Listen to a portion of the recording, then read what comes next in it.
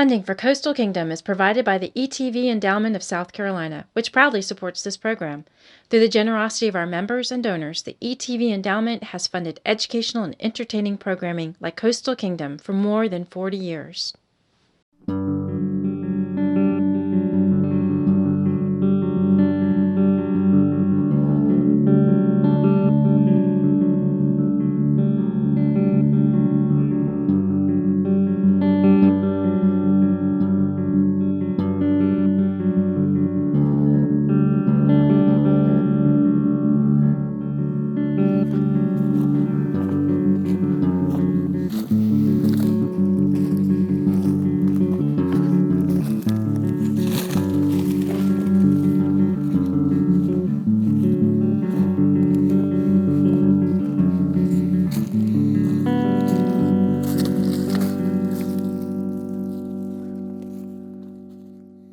I love walking the woods after a prescribed burn because it gives me an opportunity to look for one of my favorite animals.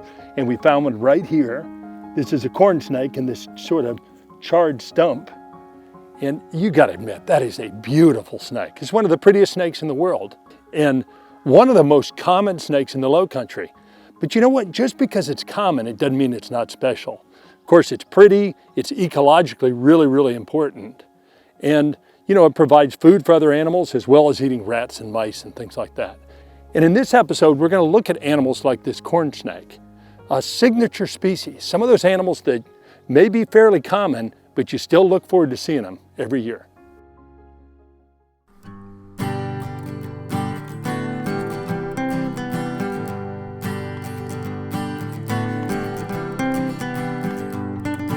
So look at that little guy. Okay, we got something big on. There we go. We've got the bird in. There's already a chick in there.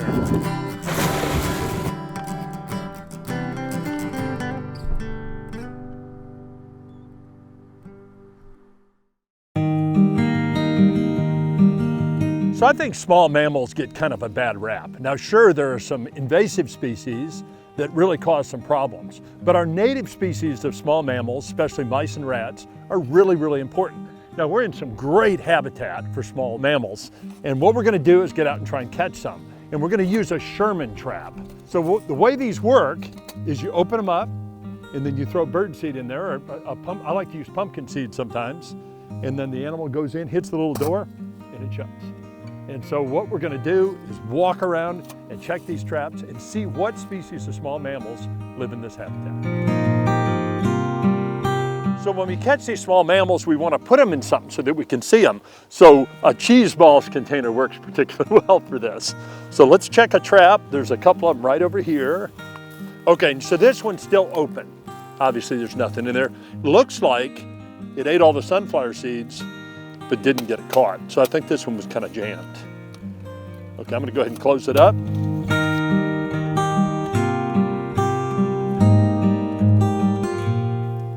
Okay, here's one that's closed. And I see some seeds around the front of it.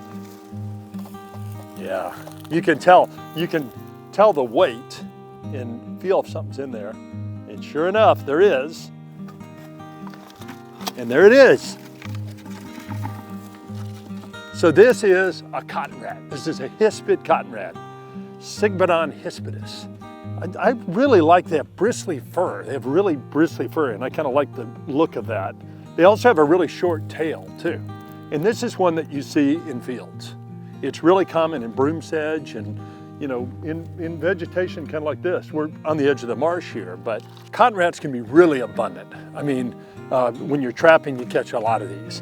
Now, mammals like this are critically important because they're good food for all kinds of things.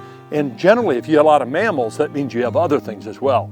You know, carnivorous mammals, things like foxes and other species will eat these. Of course, raptors will. Snakes love cotton rats.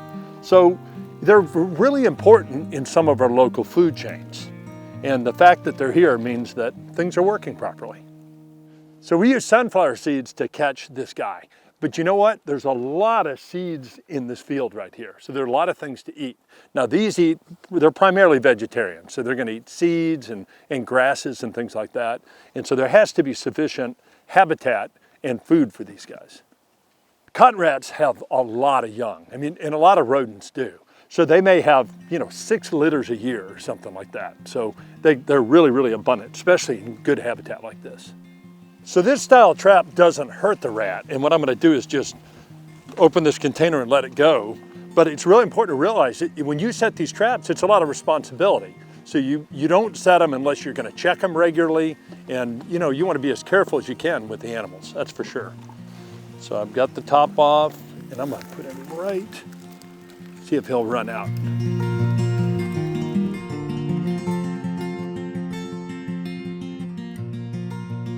Another close one. Boy, this is good trapping success.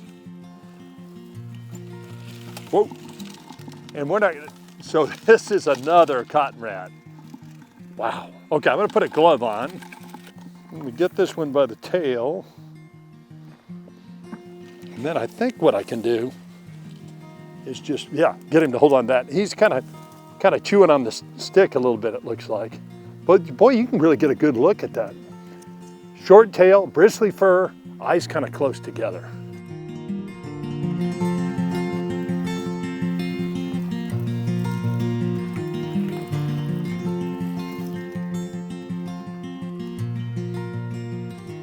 So another cotton rat. Boy, cotton rats are really common in here. Check this one out. And boy, they are really cool looking. Now, one of the things about these rats is they're really have a lot of adaptations that help them to live where they live. First of all, they have a fur that blends in really well with the surroundings. So this is great camouflage. They also have a tail that probably helps with balance.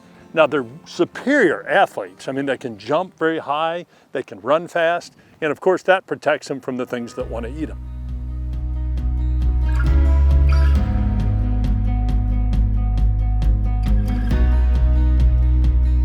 Look at that. This is a good, safe way to hold him, I think. Him or her, I can't really tell. But really interesting looking creature, isn't it? And of course the teeth on these they have rodent teeth, so they can really chew things up. And sometimes this causes a problem with even these native species, because they'll get into a house or maybe into even an automobile sometimes, and they can chew things up, which is really can be a problem in certain situations. There he goes.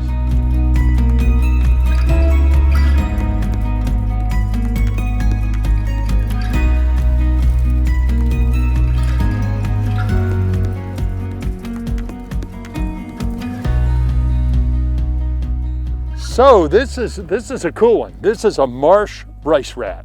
So this is a different species. And boy, this is an appropriate place for this species. This one looks like it's in really good shape. And I think I can just kind of hold it like this. So it just flew right out of my hand. Well, that's what happened. So we didn't get a very good look at that one. So maybe we'll find another one.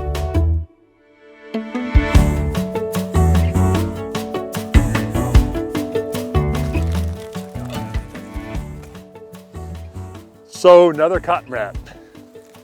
And I think we'll just let this one go. Man, it's amazing how quick they disappear, and they just blend into the landscape perfectly. So this is kind of medium weight. And so it's a marsh rice rat. So the other one jumped out of my hands, but here's another one. So I'm gonna put this one in the container. We'll have a look at it. There he goes. So man, this is a handsome mouse for sure. Oh, you know what's cool about this one? It looks like it has a short tail, and that's because it's missing the tip of the tail. Now this isn't like lizards, that can regenerate and grow a new tail, but sometimes if a predator grabs the tip of the tail, it'll break off, which is it's a pretty neat way to protect yourself. So you can see this has a short little tail. Now marsh rice rats live right in the marsh. In fact, we're in an area that sometimes gets wet on big tides. And I've actually seen marsh rice rats out in the marsh on just mats of floating wrack and vegetation. So sometimes they get stranded out in the marsh, and I've seen them even floating around in the sound. The cotton rat, for instance, is going to be more in fields. And sometimes it's around the marsh, but more often associated with, broom sedge and open fields like that. I think I can reach in and just kind of carefully pick this one up. There we go. So yeah, I think I can do it just kind of like that. This one has a pretty good grip on my thumb. But I think what we need to realize is, yes, these animals can be a little bit pesty sometimes, but these guys are important. They're essential in local food chains, and we still really do want to have them around.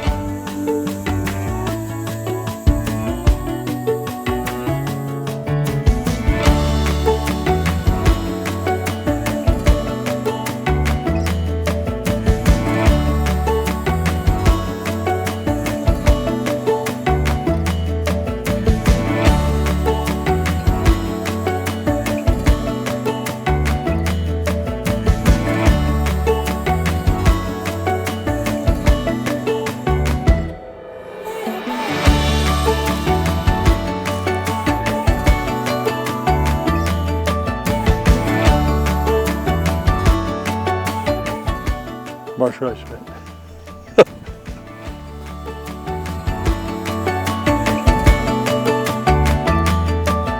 So another marsh rice rat. So we are up to 14 cotton rats and marsh rice rats. So that is incredible trapping numbers for sure. So obviously this is really good habitat, at least for these guys. There's certain animals that you see all the time. In fact, there's an animal that sits in the same place every time, and I'm hoping it might be here. And sure enough, if you look right here, there's a belted kingfisher. Looks like a little female. She just flew, but I think she might be back. But she sits in the same place every time, and I know why. This is a bridge over the salt marsh. It's a great place, a great vantage point to just kind of sit up and look for fish. So I think what's happening is she's sitting up, and if she sees a fish, she dives down off the bridge, dives into the water, and then catches a little fish, something like a bay anchovy or something like that. Now this is one of my absolute favorite birds, but a lot of people feel this way. People love kingfishers. They're really cute. They have disproportionately huge heads and a long bill, which just makes them cute. But those things really help a kingfisher to catch food. They have that wonderful tuft that sticks up. And that's another thing that makes them really cute. Same place, almost every day you can see it. Now it may be on either side of the bridge, so I imagine the fishing's just as good over here as it is there. But, oh man, so neat to see. Okay, we're gonna give it just a second, but I'm gonna turn around and we'll do another drive-by and see if we can see that bird again. I think it may come right back up.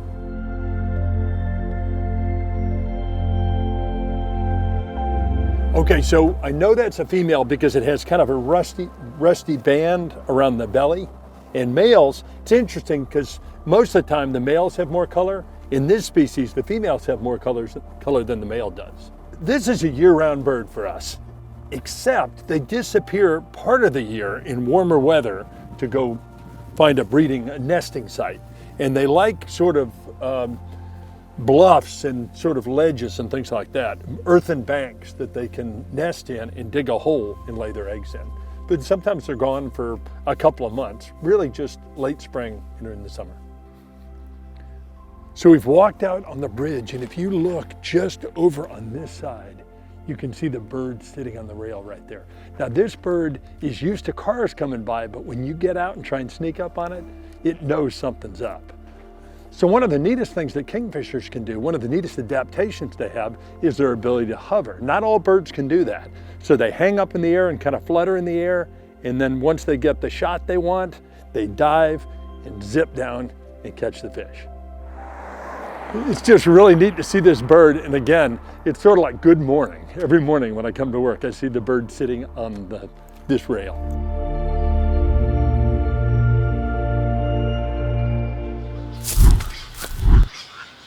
I come through this spot a lot, and I've been noticing a lot of ruckus on the far side of the pond.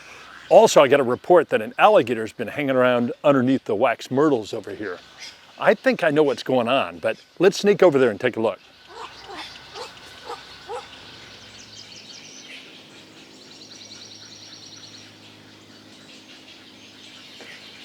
So just like I thought, there's a great rookery here. I see tricolors, I see black-crowned night herons, I see little blues, I see great egrets, and probably some other species as well. And there's a reason they're here. This is a good spot for them. And one of the things you'll notice is that all those nests are kind of out over the water. That way they're better protected. And a predator like a raccoon or something big like that would have to crawl way out on the end of those limbs, which would probably weigh the nest down. And raccoon might fall off and end up in the water where, I mean, there's a reason that alligator's hanging around here too, because not only could it catch a predator that fell in, but also it might catch birds that fall in. So these are primarily wading birds, and they have asynchronous hatching, which means the eggs don't hatch all at the same time. Bluebirds, for instance, with a bluebird, they all hatch about the same time. With these, one hatches and starts to grow, and then everybody hatches, and eventually you have some chicks that are much bigger than the others. Some of them, the eyes are barely open and they're just sitting there with down on them, can't even hardly move. But as they get bigger, they move around the nest, and then they start to climb out on branches. And sometimes those bigger chicks will outcompete the smaller ones, and sometimes even push them in the water, which is kind of rough, especially if you're that small chick, but it's just what happens. I'll tell you what's really tough about heron and egret eggs, they all look basically the same. They may be slightly different sizes. Clutches are often very close, 4 to 5 in a clutch. The other thing is they all seem to be kind of a pale greenish blue. And that's really tough. I guess if you're a real wading bird egg expert, you can do it, but I'm just not that talented at it. So what I'm trying to do is rely on what adult is hanging around the nest, and that'll tell us a lot more about what type of bird it is. Even the chicks can be very difficult to identify, especially when they're very young. As they start to get bigger, they start to look like the adults.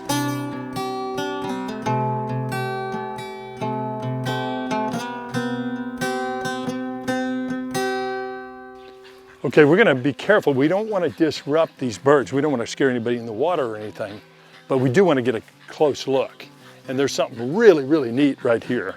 First of all, there's some slightly bigger tricolors that are standing just on a branch, and they're in that phase where they're starting to be mobile. They're walking around the edge of the branches, but they're not ready to fledge.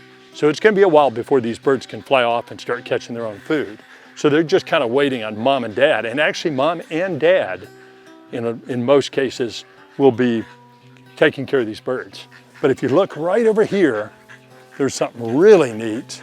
There's some little babies, and I think they're little blues, because I saw a little blue adult on this nest. And man, these are really, really cute. In fact, it looks like there's a little blue squawking and making some noise right here. So again, I don't think we'll get any closer than right here, but oh man, that's neat.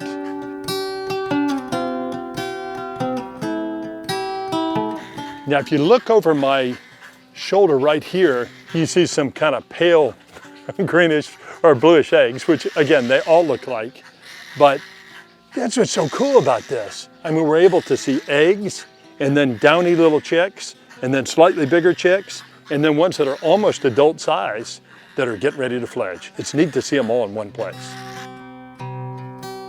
So guys, this has been absolutely amazing. I mean, we're seeing a lot in one place, but I think it's time for us to get out of here and leave these birds alone. The animal we're after today has been a bit of a white whale for the Coastal Kingdom team. We've spent a lot of time trying to catch one, but we haven't managed to get one on film. But today we have a secret weapon. We have Charter Captain Kai Williams, and Kai is going to take us out to try and catch an Atlantic tarpon, one of the most exciting animals in the ocean. They're the best. So Kai, how are we going to do this today? Well, we've got a perfect day for it. It's hot and sticky. Oh, it is, it's isn't it? slick, calm. So we're going to get out there. We have live bait. We have big artificials we're going to throw. And we've got some spots around the corner in the marsh, and they're waiting on us right now. Well, I am psyched. This is going to be great. Let's do it. Let's go.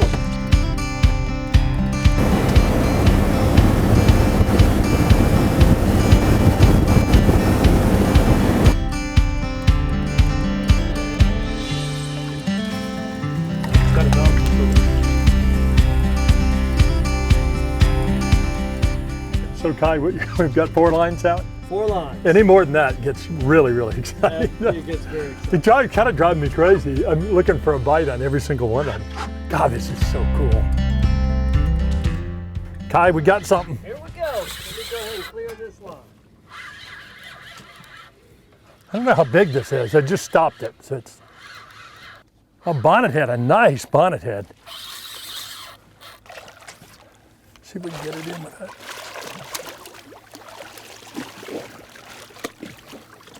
Oh, wow, a nice female it looks like.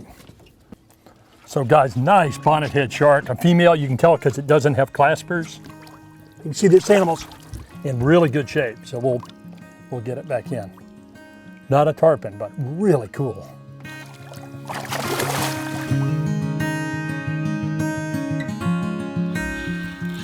What do you think, Kai? It's a big one. Big stingray. So Kai has a really big stingray on, and I'm gonna see if I can get it up close to the surface. But what's cool about this is not only is this an enormous stingray, but also look at the cobia that's on it. So cobia, like remoras, will hang around bigger animals like this big stingray, sharks sometimes too, and they of course get protection and cover from this big stingray, but also they probably get a free meal occasionally. So if the stingray eats something big and has some little pieces break off and stuff, the cobia or remora can get something to eat. Anyway, fabulous. This is a little cobia, obviously. These get enormous. I mean, 40, 50 pounds, but this one's a lot smaller than that. But this stingray is 40 or 50 pounds. It may be bigger than that. Enormous. Problem with stingrays is, boy, they're a lot of work. So Kai got this most of the way in and then handed me the rod, and I'm exhausted for sure. Anyway, big animal, but we gotta get the hook out. See, look at that. So you can see hook out, and that's definitely what you want to do. You don't want to leave hooks in these if you can possibly help it, because, you know, they can't handle this stuck in them for very long. And if they swallow it, it's really bad.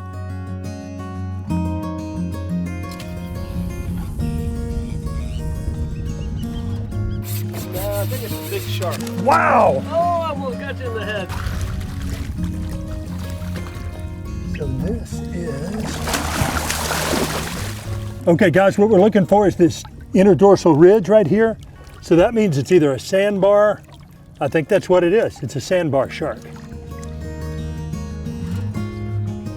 It is a big red. Boy, a nice one.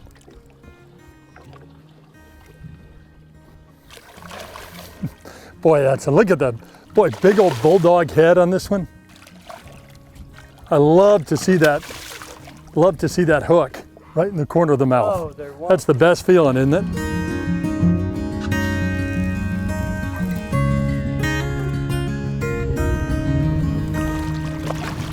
Yeah, I think that's what it is. I think that's an adult fine tooth. Boy, hooked perfectly. These circle hooks are great for that. Look at their teeth on that. They're impressive, but look how big so it's got those big gill slits. Yeah, that's what I think it is a fine tooth.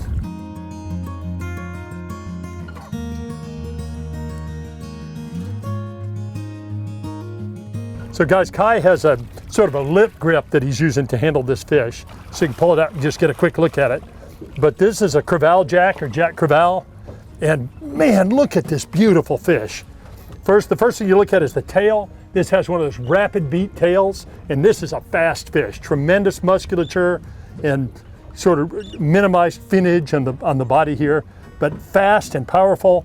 And like I said, one of the things I love to do is look at form and function, and you look at how a fish is built and the adaptations it has for what it does. They have a big mouth too, and kind of a terminal mouth that comes to the end. Anyway, neat fish. There we go. Can't tell what this is doing. Maybe shark. And it is bonnet head. Good call, Kai. That was a gut punch. Beautiful bonnet head shark.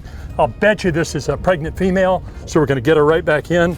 But you can tell it's a female because it's missing the claspers, and also it's really thick through the body. So bonnet heads are in the hammerhead family, but as you can see, really different sort of look to the head. Not that much wider head that the great hammerhead and the scalloped hammerheads have. So let's get it back in. Beautiful fish. And let it go.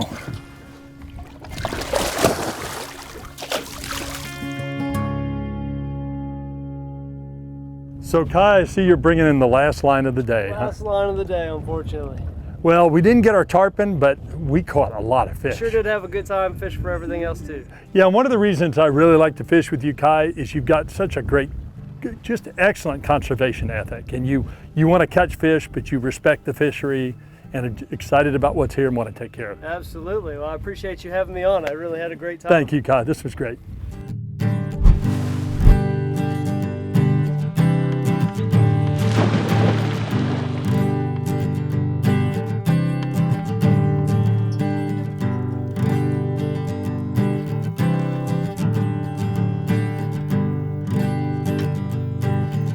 So it looks like we finally got our tarpon. I guess this isn't exactly what we were looking for, but you know what it does? It reminds us that this is where these little guys grow up. They start in the marsh like this, and it's not until they get quite a bit bigger that they can move offshore into deeper water. So maybe we'll get a chance to see this one day out in the Sound. Thanks for joining us on Coastal Kingdom.